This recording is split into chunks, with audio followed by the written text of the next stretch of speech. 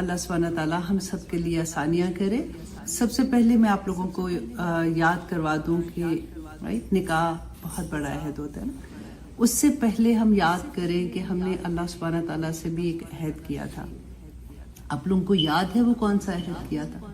ہر ایک نے، ناٹ مسلمان اونلی، ہر انسان نے اللہ سبحانہ تعالیٰ سے عہد کیا تھا، وعدہ الست کیا تھا.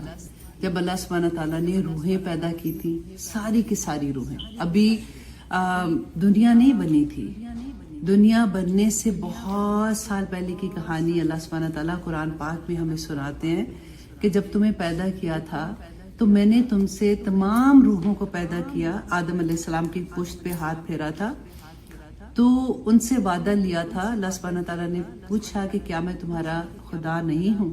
ہم میں سے ہر روح نے جواب دیا تھا کہ ہاں آپ ہمارے خدا ہیں، بھلا کیوں نہیں. تو ہمیں یہ لگتا ہے کہ ہاں قرآن میں تو لکھا ہوا ہے، مجھے تو یاد کوئی نہیں ہے کہ میں نے اللہ سبحانہ تعالیٰ سے ایسا کوئی وعدہ لیا تھا. اللہ سبحانہ تعالیٰ نے قرآن پاک میں ہمیں بتایا کہ تم نے وعدہ الست لیا تھا مجھ سے.